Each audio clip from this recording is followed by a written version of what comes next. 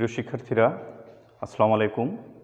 আমি মোহাম্মদ ফারুক হুসাইন, সহকারী শিক্ষক biology, ideal residential model school, Shribandar, Dinajpur. তো প্রিয় শিক্ষার্থীরা, বায়োলজির অনলাইন ক্লাসে তোমাদের স্বাগতম। তো আশা করি আল্লাহর রহমতে তোমরা সবাই ভালোই আছো, আমিও ভালো আছি। তো প্রিয় শিক্ষার্থীরা, তোমরা সবাই অবগত আছো যে আমরা বিগত ক্লাসে চতুর্থ অধ্যায় সম্পর্কে আলোচনা করেছিলাম। তো চতুর্থ অধ্যায়ের বেশ কিছু বিষয় ইতিমধ্যে আমাদের আলোচনা হয়ে গেছে।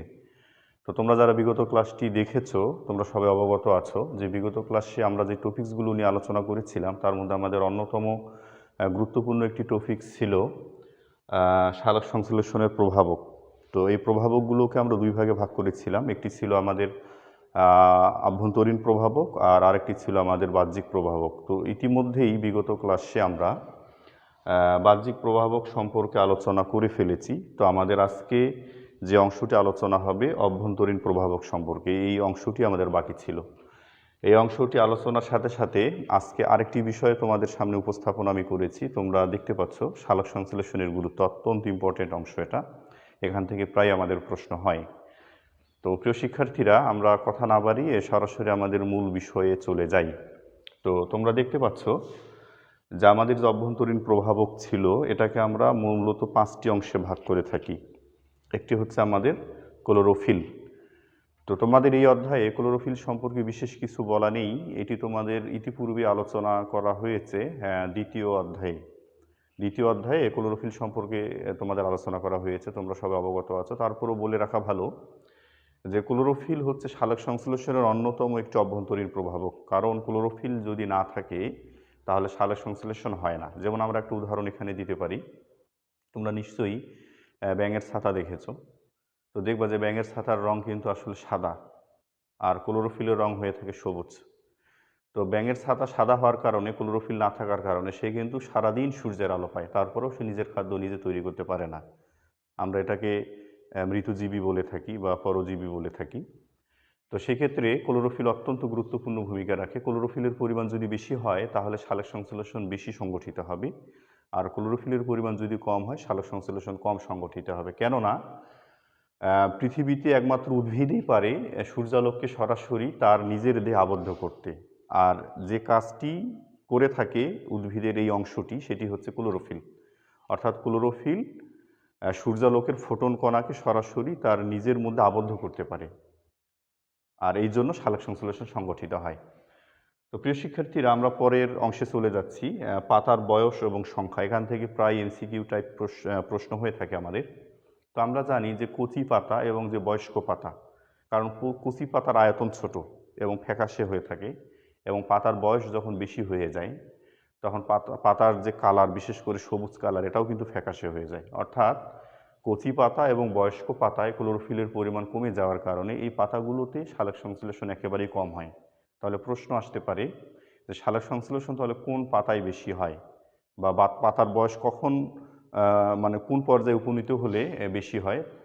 তো পাতা যখন মধ্যবয়সী অবস্থায় থাকে, অর্থাৎ পাতার বয়স যখন যৌবন পর্যায়ে উপনীত হয়, তখন ওই পর্যায়ে সালোক সংশ্লেষণ সবচেয়ে বেশি হয়ে থাকে। তাহলে আমরা এখান থেকে জানলাম যে মধ্যবয়সী পাতায় সালোক সংশ্লেষণের হার সব থেকে বেশি, আর কচি পাতা এবং বয়স্ক পাতায় সালোক সংশ্লেষণের হার সব থেকে কম। এবং সেই সাথে এক্ষেত্রে একটি বিষয় বলে রাখা ভালো, যদিও তোমাদের বইয়ে এই বিষয়টি নেই, সেটি হচ্ছে পত্রফলকের আয়তন।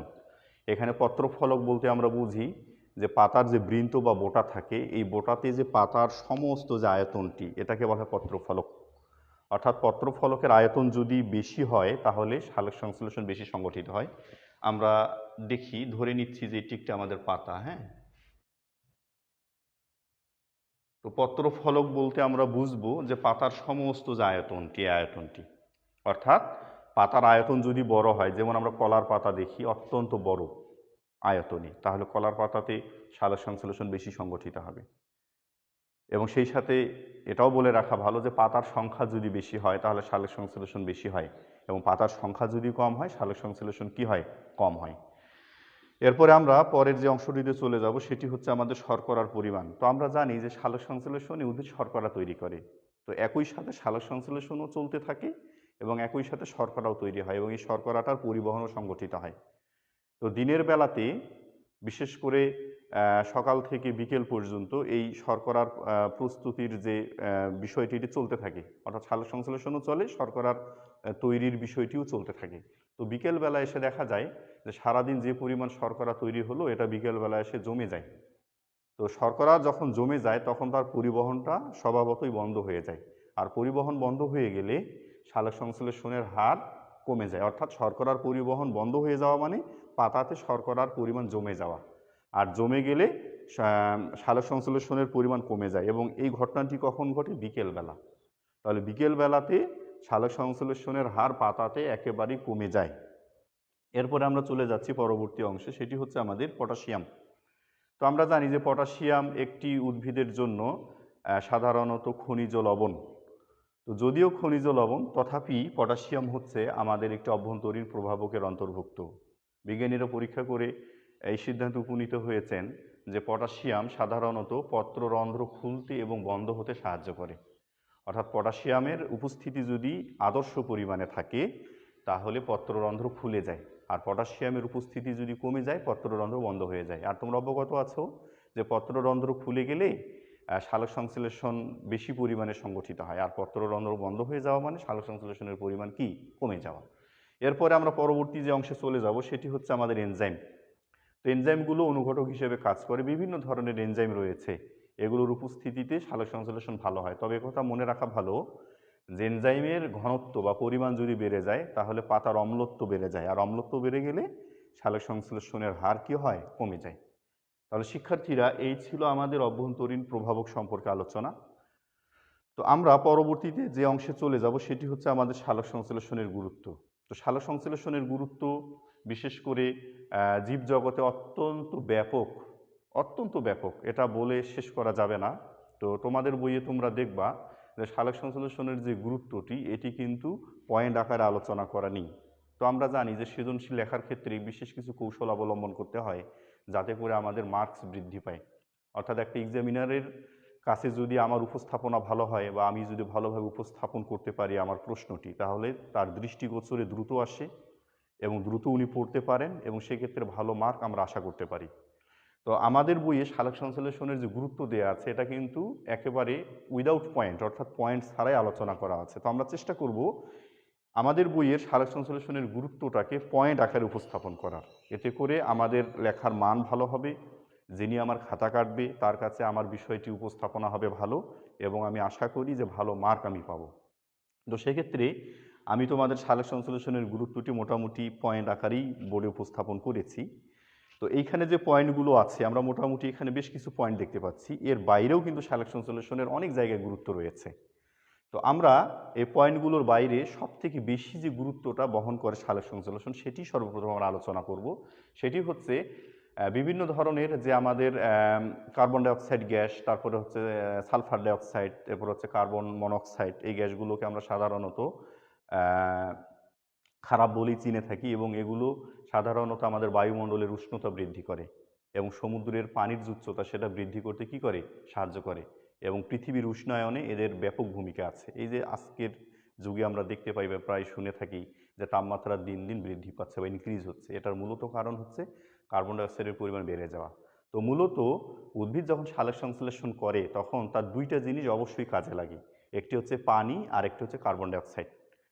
এই দুইটির সাহায্যেই কিন্তু সে শর্করা নামক যে খাদ্যটি, যেটাকে আমরা গ্লুকোজ বলি, C6H12O6, এটি কিন্তু তৈরি করে। তাহলে উদ্ভিদ দুইটা জিনিসকে কাজে লাগিয়ে গ্লুকোজ তৈরি করে, তার মধ্যে অন্যতম একটি হচ্ছে আমাদের কার্বন ডাইঅক্সাইড। তাহলে উদ্ভিদ যত পরিমাণে কার্বন ডাইঅক্সাইড গ্রহণ করবে পৃথিবীতে কার্বন ডাইঅক্সাইডের পরিমাণ ততই নিয়ন্ত্রণে থাকবে। অর্থাৎ উদ্ভিদ একদিক থেকে যেমন কার্বন ডাইঅক্সাইড গ্রহণ করে আরেক দিক থেকে অক্সিজেন রিলিজ করে। অর্থাৎ উদ্ভিদ সালোক সংশ্লেষণ প্রক্রিয়া যেমন শর্করা তৈরি করে তেমনি উপজাত দ্রব্য হিসেবে অক্সিজেন রিলিজ করে বা বের করে দেয়, আর এই অক্সিজেন পৃথিবীর তাপমাত্রাকে শীতল রাখতে কি করে? সাহায্য করে। তাহলে এই যে কার্বন ডাইঅক্সাইড এবং অক্সিজেন গ্যাসের যে ব্যালেন্স, এই ব্যালেন্সকে রক্ষা করে কি? সালোক সংশ্লেষণ। তো শিক্ষার্থীরা, এরপরে আমরা সালোক সংশ্লেষণের গুরুত্ব দেখতে পাচ্ছি, আরও বিশেষ কিছু পয়েন্ট দেওয়া আছে। তার মধ্যে আমাদের যে মৌলিক চাহিদাগুলো, এই মৌলিক চাহিদাগুলো সব কিছুই কিন্তু আমাদের পূরণ করে এই সালোক সংশ্লেষণ। যেমন সর্বপ্রথম আমরা দেখতে পাচ্ছি অন্ন। তো আমরা অন্নের জন্য প্রত্যক্ষ বা পরোক্ষভাবে সালোক সংশ্লেষণের উপর নির্ভরশীল।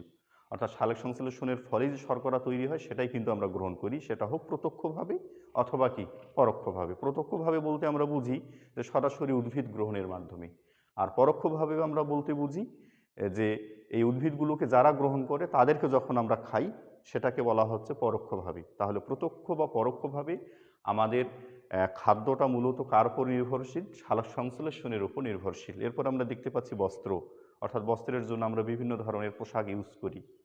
তো এগুলো সাধারণত বিভিন্ন ধরনের উদ্ভিদ থেকে আমরা পেয়ে থাকি, এবং এই উদ্ভিদগুলো এগুলো তৈরি করে সালোক সংশ্লেষণের মাধ্যমে। অর্থাৎ একথা বলে রাখা ভালো যে বস্ত্রের প্রধান উপাদানই হচ্ছে আমাদের সাধারণত সেলুলোজ। এই সেলুলোজ থেকেই আমাদের সুতা তৈরি হয়, আর এই সেলুলোজ সাধারণত উদ্ভিদ সালোক সংশ্লেষণ প্রক্রিয়াতেই কী করে? তৈরি করে, এবং এটা কোষ প্রাচীরের অন্যতম একটি গাঠনিক উপাদান।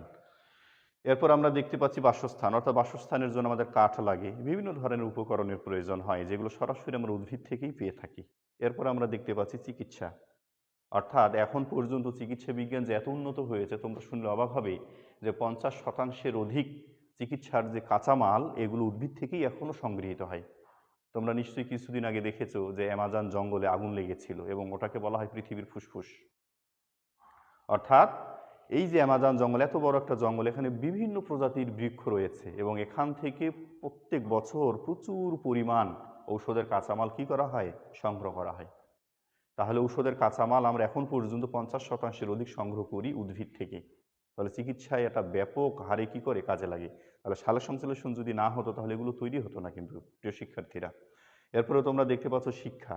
আমাদের শিক্ষার প্রধান উপকরণই হচ্ছে কাগজ, অর্থাৎ কাগজ ছাড়া আমরা কোথায় লিখব? আর এই শিক্ষার উপকরণ কাগজ আমরা সেলুলোজ থেকে পাই, যেটা আমরা ইতিপূর্বে দেখেছি যে বস্ত্রের যে প্রধান উপাদান সেটিও কিন্তু আমাদের শিক্ষার প্রধান উপাদান হিসেবে কাজ করে। তো শিক্ষার্থীরা, এরপর আমরা দেখতে পাচ্ছি বিভিন্ন শিল্প, অর্থাৎ এই সালোক সংশ্লেষণের ওপর বিভিন্ন শিল্প একেবারে ওতপ্রোতভাবে জড়িত। যেমন কয়েকটি শিল্পের কথা আমরা এখানে উল্লেখ করতে পারি, তার মধ্যে একটি হচ্ছে আমাদের বস্ত্র শিল্প। বাংলাদেশ আজ কিন্তু অনেক উন্নতি করেছে, এবং মোটামুটি অনুন্নত দেশ থেকে উন্নয়নশীল দেশের কাতারে যাবে বলে ঘোষণাও হয়ে গেছে। তো আমাদের বৈদেশিক মুদ্রা অর্জনের প্রধান একটি খাত হচ্ছে আমাদের গার্মেন্টস শিল্প। তাহলে এই গার্মেন্টস শিল্পটি মূলত পরিচালিত হয় সাধারণত সালোক সংশ্লেষণের প্রভাবে বা সালোক সংশ্লেষণের কারণে যে সেলুলোজ বা যে আমাদের বিশেষ করে বস্ত্রের প্রধান উপাদান যে সুতা আসে, সেটাই মূলত এই বিভিন্ন শিল্পের মধ্যে অন্যতম একটি হচ্ছে আমাদের বস্ত্রশিল্প। এই বস্ত্রশিল্পের প্রধান কাঁচামাল আমরা সেখান থেকেই পেয়ে থাকি। এরপরে আমরা জানি যে আমাদের কাগজ শিল্প, এরপরে আরও অনেক শিল্প আছে যেমন কাঠ শিল্প। এরকম যদি আমরা হিসেব করে দেখি তাহলে বিভিন্ন শিল্প প্রতিষ্ঠানে প্রত্যক্ষ বা পরোক্ষভাবে সালোক সংশ্লেষণের প্রভাব রয়েছে। তো প্রিয় শিক্ষার্থীরা, আজকের ক্লাস আমি এই পর্যন্ত সমাপ্ত করছি। তবে তার আগে বলে রাখা ভালো যে যে বিষয়গুলো আমরা এই অধ্যায়ের এতদিন ধরে আলোচনা করে আসছিলাম, অবশ্যই তোমরা বাসায় এই বিষয়গুলো ভালো করে আরও চর্চা করবা, কারণ চর্চা না করলে এগুলোতে কিন্তু মরিচা ধরে যাবে, তোমরা কিন্তু এগুলো ভুলে যাবে। তো তোমাদের বাসার কাজ মূলত ইতিপূর্বে আমরা যে বিষয়গুলো উপস্থাপন করেছি, আলোচনা করেছি, এগুলোই তোমাদের বাসার কাজ থাকবে। আমরা পরবর্তীতে চেষ্টা করব এই অধ্যায়ের আরও অনেক গুরুত্বপূর্ণ বিষয় রয়েছে যেমন শ্বসন, এই শ্বসন সম্পর্কে পরবর্তী ক্লাস আলোচনা করার চেষ্টা করব ইনশাল্লাহ। তো প্রিয় শিক্ষার্থীরা, আজকে ক্লাস থেকে আমি এই পর্যন্তই, আজকের ক্লাস এই পর্যন্ত আমি সমাপ্তি ঘোষণা করছি এবং আমি বিদায় নিচ্ছি। তোমরা আল্লাহ সবাইকে ভালো রাখুক। তো ঠিক আছে শিক্ষার্থীরা, আল্লাহ হাফেজ।